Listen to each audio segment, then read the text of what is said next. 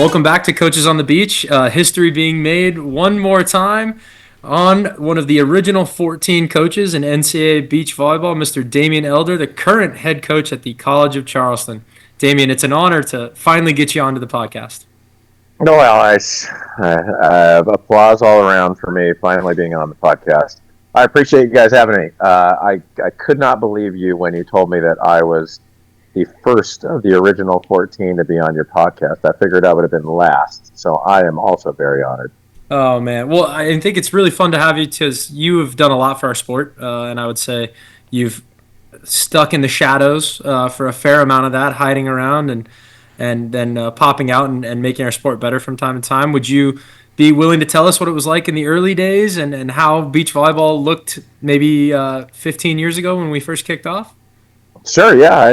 I think that's an apt description. I've done the best I can to stay in the shadows. Um, we, so my experience, this was more than 15 years ago, is when it was real genesis of beach volleyball happened at, I think the nexus of people being bored with the last couple weeks of spring for indoor, and just a little bit of a revamp of the AVP and things like that came together to just put it on people's radar in 2009-ish. I was hemming and hawing about that calendar year when we were talking earlier. And yeah, so myself and the head coach at the time at University of South Carolina, I was the associate head coach at that time for indoor. We literally just didn't want to stay inside for 2 more weeks, and he wanted to go play golf. So I decided to take us out to the rec courts at the University of South Carolina, our indoor team, and train with no actually regard for how to do it, but just to get out there and try and make up some drills and things and enjoy the sun. And as far as I can tell, I don't think anybody else in the country was doing that. I don't think there was a beach team, scare quotes, beach team for the last 2 weeks of indoor at that time. And then the SEC kind of put their heads together, all the indoor coaches, and decided to have an SEC tournament. Got thrown at Siesta Key the next year, and it was a bunch of indoor gorillas playing beach volleyball relatively well because they were all super athletes. And South Carolina won. And that's what I got to put on my resume, to actually be one of the first 14 coaches with real AVCA beginning, not NC2A beginning, beach volleyball in 2012 at Mercer University. So yeah, it was humble beginnings. SEC jumped on board, which is unfortunate that they didn't stay on board because we all had a great time. And when I put that I was the winner of the SEC tournament, it tricked the athletic director at Mercer to think that I could actually do that and be one of the original 14 coaches. So, yeah, I was the indoor and beach volleyball coach at Mercer to be counted as one of the original 14. Yeah, I don't think there were many original beach-only coaches. I think everybody, when they kicked off, for the most part, was crossing over and doing both, and still made history. I mean, what was a season like? What was a year like for a Mercer Beach Bear circa 2012, 2013? It was like we were in hibernation. Actually, speaking of the Bears part, it was a real short season, and I'll tell you, the person who was most influential in us even having a season back then, because the ASUN started it, was your boy Steve Loswick. He put his substantial mind to getting a conference schedule made, along with some assistance from myself and some interference probably with the other people that were coaching at the time. Assistance from me, interference from other people, but it was quick and painful. I can't remember what the people described medieval life was like: brutish and short. That's what our Mercer Bear season was like. It was brutish and short. and it was all indoor kids who kind of got forced to play. They did not come to play beach volleyball because there was no such thing, and they had no idea that Mercer was going to start it. So it was a little bit of a hostage situation for beach volleyball season. And we chopped it up, had a couple offers in the early seasons, and then finally turned it all around. I got my act together, was able to recruit some beach only girls and spend a little bit more time doing it once I knew how to do two sports at once. And by the time 2014 rolled around, we actually won a few matches and knew what we were doing. And we were then it was just a rocket ship to the moon from there. From the original start, we all talk about building programs. You had to actually build a program from zero. What is that conversation like? How are you? Right now, if I want something better for my program, I could be like, hey, look at Austin P or look at College of Charleston. Look at what they're doing. Can we get that too? There's nobody, right? Everybody's doing the same thing. Yeah. How do you begin to fight for more and get the sport to grow at your school? Ah, I it speaking for Mercer, there was no growth in the first 2 years, no matter who I talked to and what conversation I had. Um, it, I didn't investigate what North Florida had at the time. I knew. I mean, really, the thing that was injuring us the most in terms of winning was Bright Futures from Florida. That was the other four teams we had to play in the ASUN, and I didn't know how to fight for that. I didn't know how to fight for when a kid was born, they got to start paying into a fund to get a scholarship. So really, that was it. I didn't ask people. I didn't. There was nothing to be gained. Everybody had a jersey, maybe a raincoat, and we waited on administration to see where they were going to go. It wasn't really an investigate, like you said. There was no comps. And about 2014, I was able to.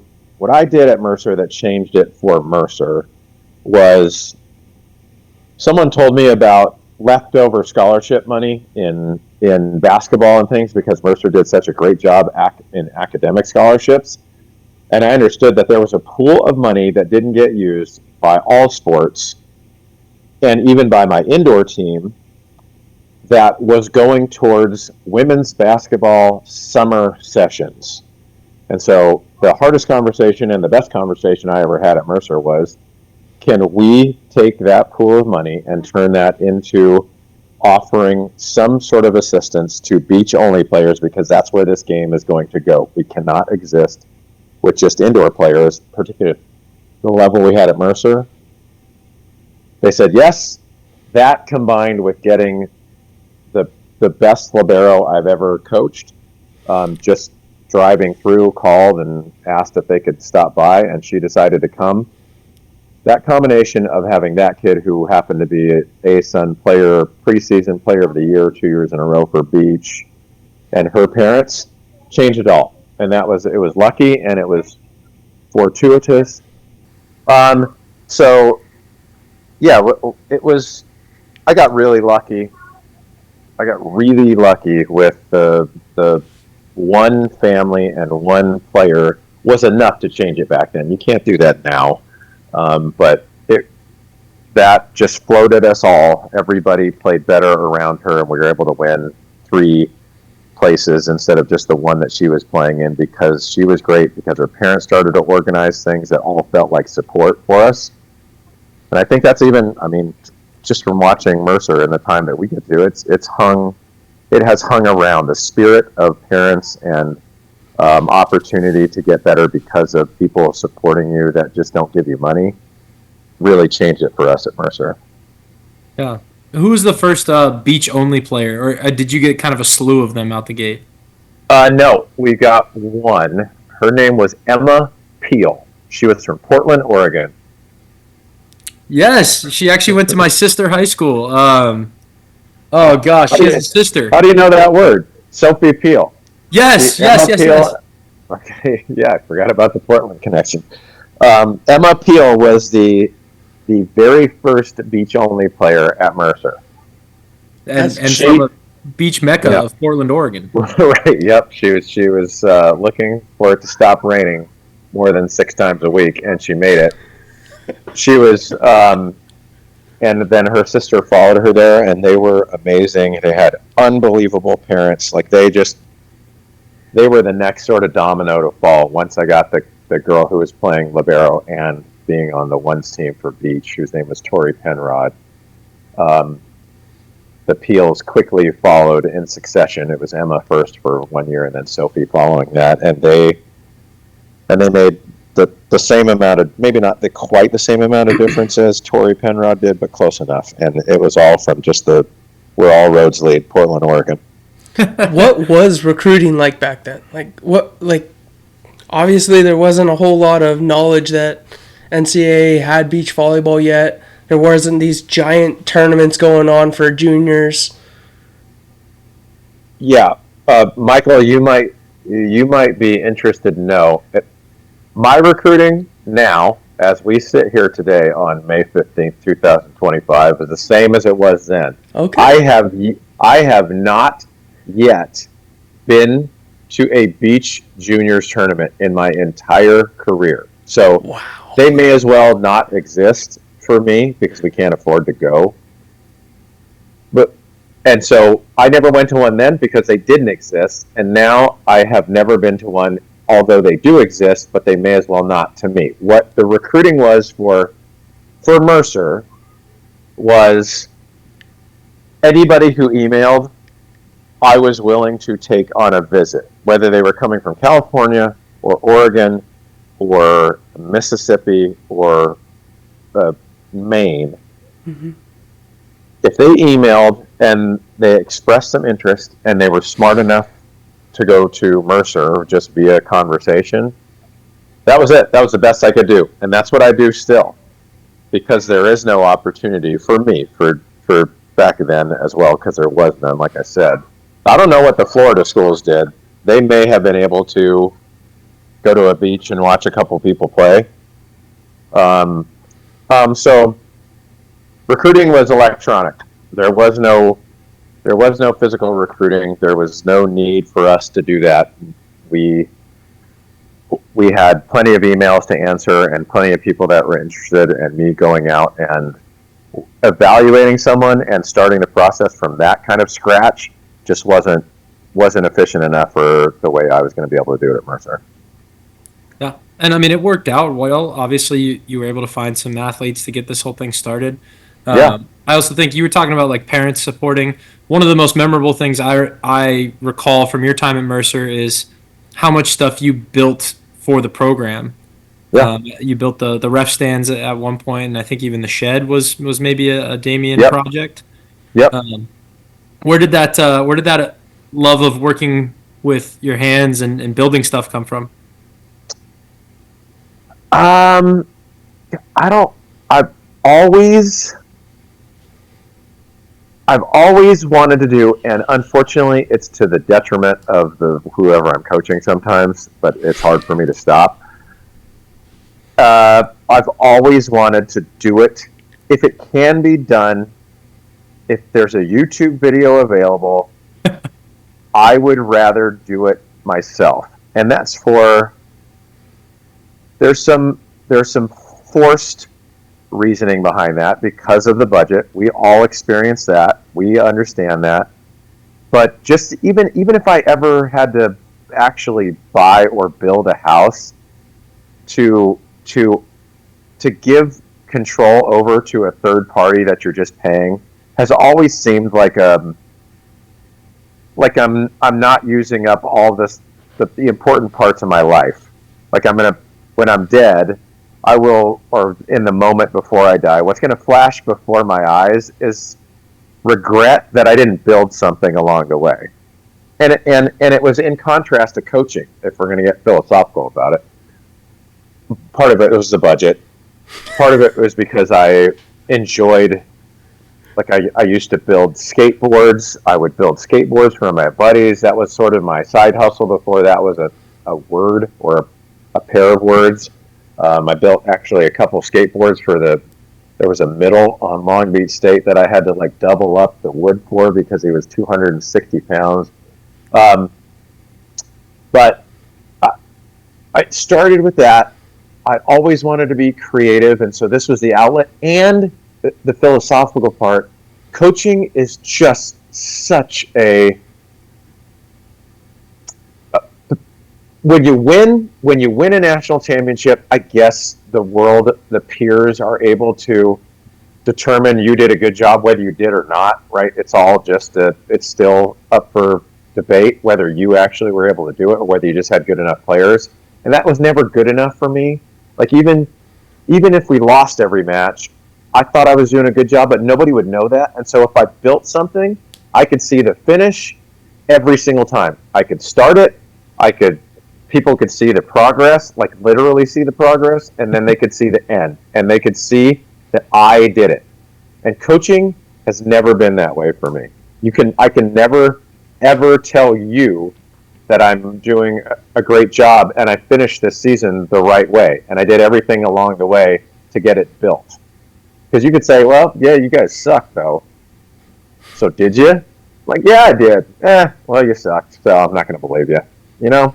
There's a direct correlation in building stuff between the effort you put in and the product that is produced, right? You can half-ass a project and it'll come out and you can tell, okay, Damien didn't work that hard on it. Or you can do stuff like what you did at Charleston, which is built the 3 courts that you guys are actually playing on, or 3 courts, 5 courts. What am I saying? Yeah. Built the 5 courts that you guys are playing on, and you can see like where it was put together, how it was put together. There was thought behind it. There was effort put into it, and we played on it. And I didn't fall through the sand, or the wall didn't come down. And I was afraid a couple of times that somebody would fling themselves off the little 3-foot ledge that was there, but nobody did. So we kept everybody alive in that regard. Yeah. It just it has always felt better than convincing people I was a good coach. If I can combine both of those, the effort to build something and have a finished product, so I'm satisfied selfishly that there's an end and I did it right. Coaching just has never scratched that itch, even with the national championship and a ring that I can look at. It still doesn't mean the same as even building a skateboard, because it was like, yeah, you did something, right? You were in the gym, but yeah, that's why. No, I totally get what you're saying there. Before this year, I didn't quite know what that rebuild looked like, and then this year we went through an entire rebuild, and just what you're talking about of like, you can do a good job, but it might not show in the wins-loss record. But as long as you feel like successful in what you've done and you're happy about how you're progressing, like that means a lot more in the coaching world now to me than that win-loss column ever did. I mean, I've had good years as a coach and I've had bad years as a coach, and nothing has felt more accomplishing than this past year at Austin Peay, actually. Yeah, that's awesome. That's what if we could all pick that as the outcome every year, we'd all be better for it. Coaching would be better as a profession. It wouldn't mean anything, right? That's the problem.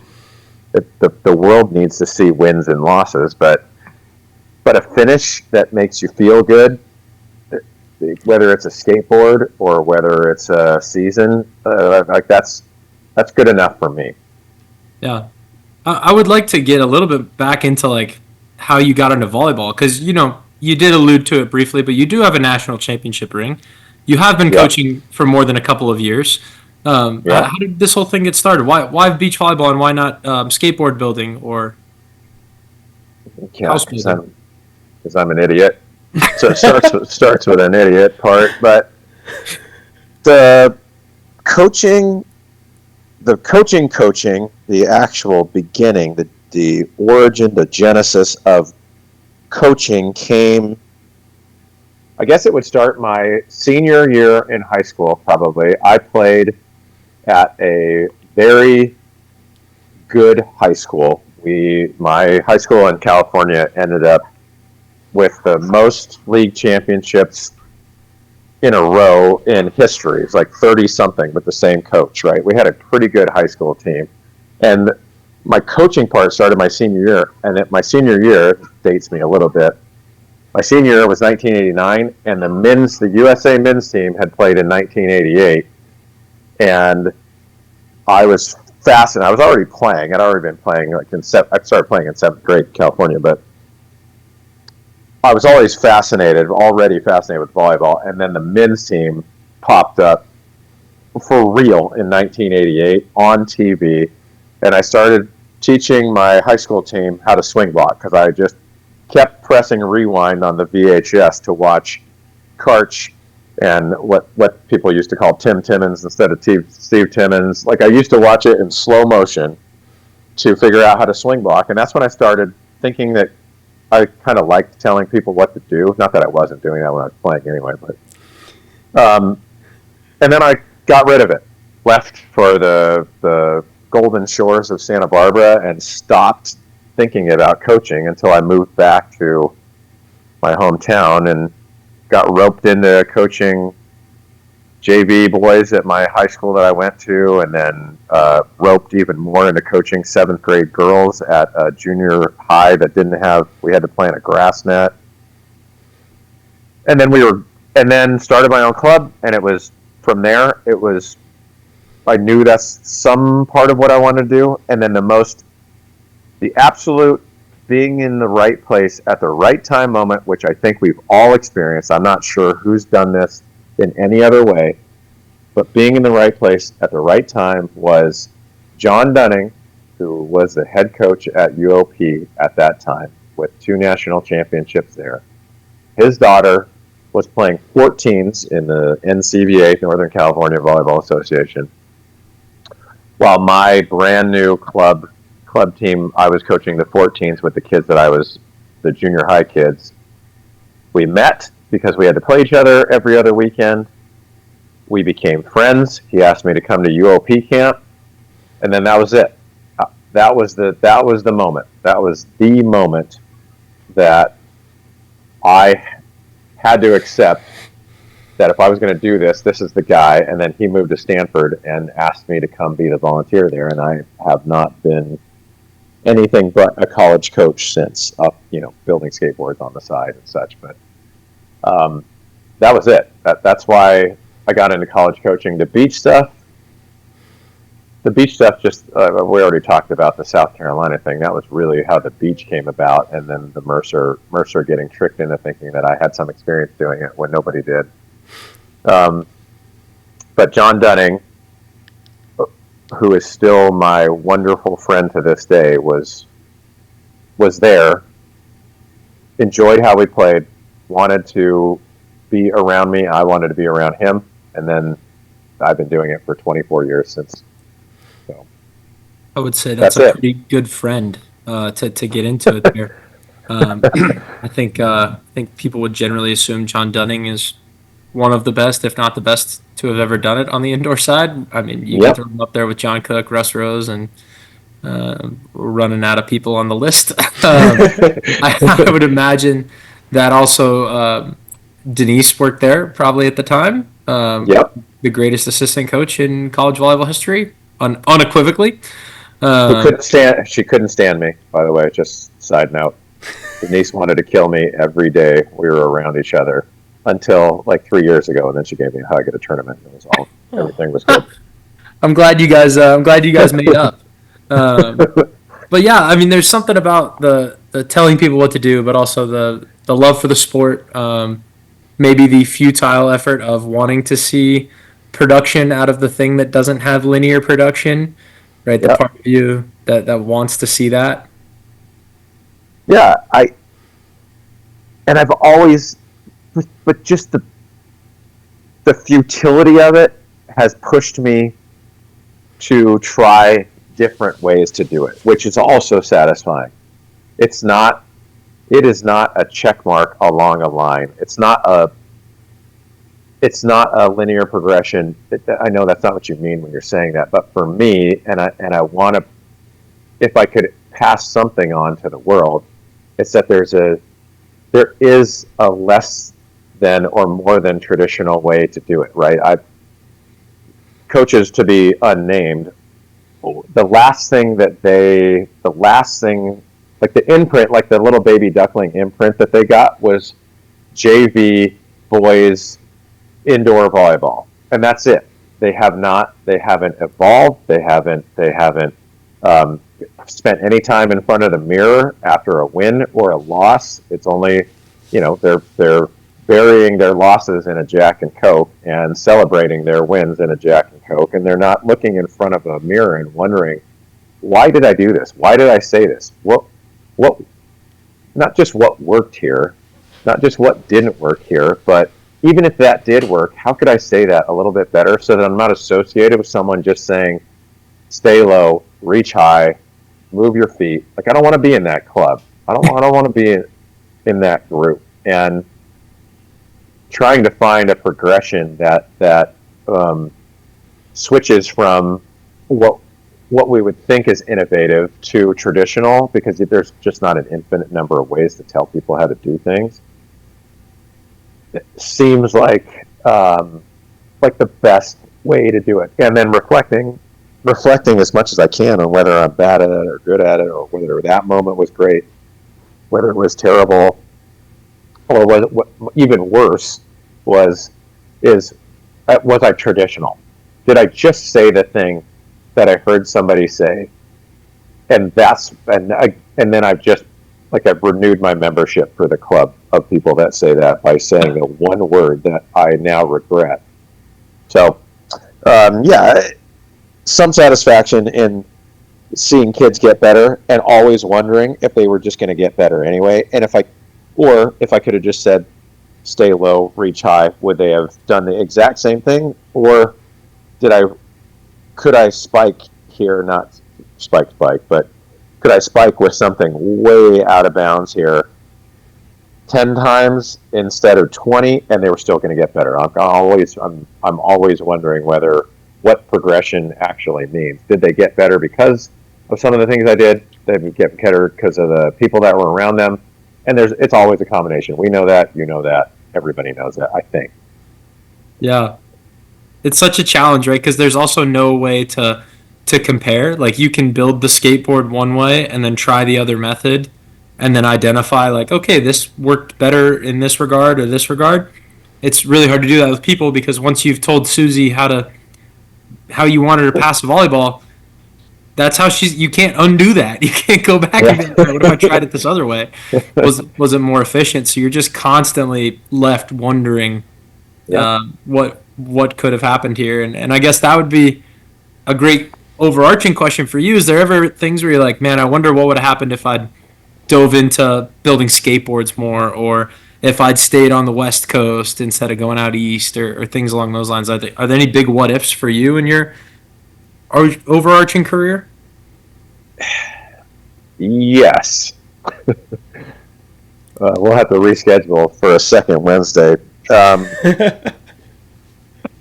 It's not geographical, that's for sure. You mentioned West Coast, and we both have some affinity for that, and if all of the things lined up, I think I'll speak for you just because we're both from the West Coast, and I'll speak just in general for people from the West Coast.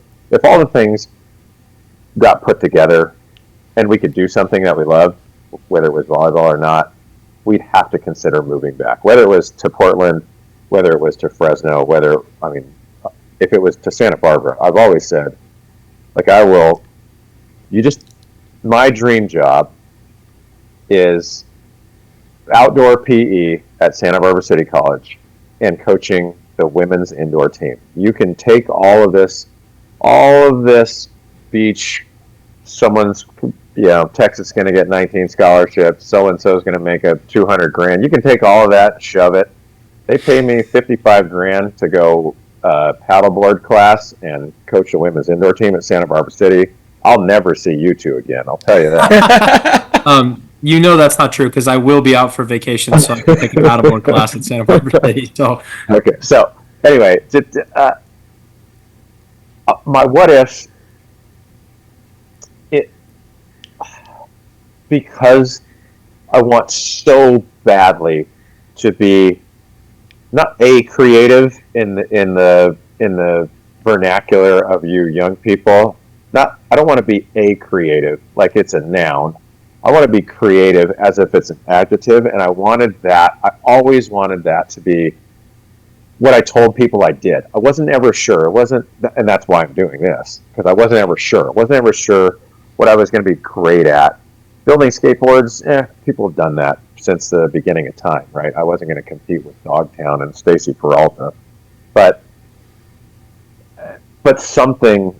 I wanted something. I wanted to be braver and interrupt this cycle of coaching, and I was never brave enough. Like I always talked about it, and I always MF'd it when I had a time. I always wore my headphones so I didn't have to gather around court 2 at an indoor tournament and just be like considered one of the hangers on, so I'm going to get a job.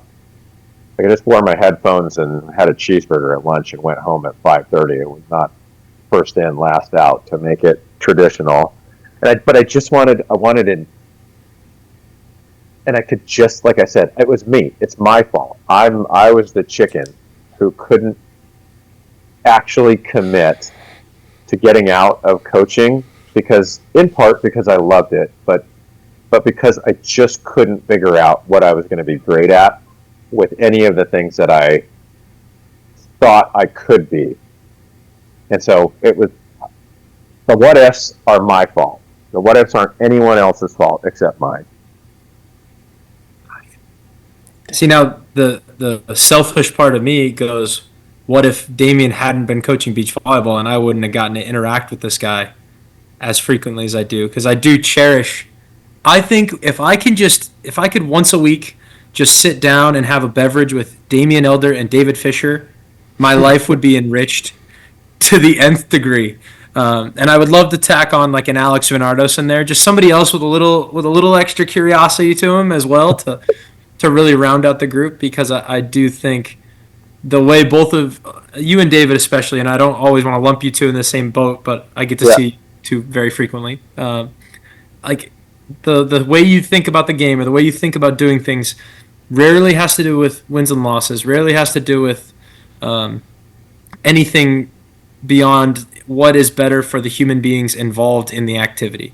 Can we take the group of people that we are charged with caring about, and can we care about them? And that is such a simple statement, but also like I don't know, it's hard to do because unfortunately people do judge you on wins and losses or things Yeah. along those lines, and so not that I want you to live with regrets in any way, shape, or form, but I would like you to know how much I appreciate that you continued to coach and beat your head against the wall and do the dumb thing and keep coaching collegiate beach volleyball. Thanks, Colin. I appreciate that. We it's not as if we rehearsed this, but I'll mention an off-air conversation 3.5 weeks ago, where you and I really put our minds to not just MFing the world that we live in, the professional world that we live in, but we can rehash that too. But just the idea of myself and you and David, and we can lump in a couple other people in there if we'd like, or blackball a couple people like Seinfeld style. That there's some really, really maybe not beautiful minds in our group. I wouldn't go that far. It's not like I don't. David's probably closer to Goodwill Hunting than you and I are, but I'd like to think that we're pretty close to, without the Boston chip on our shoulder, and the idea that we can solve more than just even the athletic industrial complex. Like if we just put a group of people to solve some things that are right outside the athletics industrial complex, I think we could do it. So I do appreciate our time together as well. And we have to talk about volleyball because we're sort of forced to do that because we have to be traditional just enough because we're in that situation. But I'm always up for a conversation that includes volleyball as a source for fixing something bigger or even outside of the bubble that we live in. And of course, like you said earlier, we'd have to bring you back for another Wednesday. But I know you have children that I think like to see you and spend time with you from time to time. And we didn't even touch on your brief stint as a firefighter. We haven't touched on the secondary side hustle, which hopefully an email is coming out soon, but about senior day items for your athletes. So if you're interested in not spending $8,000 to frame 2 jerseys, Damien actually has a really cool little secondary opportunity that I think is awesome, and you'll see it on the Coastal Carolina Senior Night probably this fall because I think I'm going to convince our indoor coach to do it. But it's a really cool. We didn't get into any of that, but we do have to ask the question we ask all coaches, and we haven't done it too much lately because Michael and I have been just talking to ourselves. But what do you want to see our sport do next? Like the next 5 years. You've been in it from the start. What do the next 5 years need to hold for you to consider it to be moving in the right direction? Boy, if I could poof something out of the air, we should all play in front of the Eiffel Tower. I think that would make our sport way more amazing if we could all just have a 65-foot cardboard cutout that's in the back of every one of our videos. That would make a big difference. But past that, what I hope for is that the things that we're talking about, that what bubbles up from all of the work, all of the groundwork and continuing groundwork, is that each administration accepts not legitimacy of it, like the fact that they're sponsoring it sort of equates to legitimacy, I guess. But I want each administration to accept that the beach volleyball student athletes are a contributing immense wealth of future, if they want to think in terms of income, they usually do. But just a fountain of expertise or future expertise. They're all, some of them are knuckleheads now, but they're not going to be in 4 years from now. And all administrations just sort of put their mind to the idea that it's important that this sport exists. They don't have to allocate 25% more money to it, but I think we all need to push for our administrators to allocate 25% more caring to it, if not money. That's what I hope for all of us. And because people like you and me and Michael and David and anybody that you know that I don't, because I've been in the shadows, are all worthy of the administration's respect for what we do. And we don't need it financially. It'd be nice, but I think that's what's next. I think if we can all manage that, then the volleyball is going to be nuts. It already is with some of the people, but the volleyball is just going to be an entertaining sport that nobody's going to have to question anymore because the administrators just understand that there's respect that can be passed along, if not financially, at least emotionally. And that could not, listen, that's better than Beth's answer. And usually we hype up Beth pretty heavily on this show. So yeah, take that, Beth. Well, we really appreciate you, and I really appreciate who you are and what you do for the sport. And I'm so grateful that we got to chat with you a little bit. And if you ever want to come back on for another Wednesday and rehash some more deep dives into the life of Damien Elder, you're welcome anytime. Dude, this was awesome. You guys are phenomenal. I don't want to talk about me anymore. I want to come on every Wednesday and talk about something else. We could probably start a separate side podcast with the Damien and David Damien corner. That would be something. You told us no easy questions. Hopefully, you we did didn't give you You any easy managed it. questions. Yep, I am proud of you guys for putting the screws to me. You keep it up. Awesome. Thanks, Damien. Thanks, Damien. All right.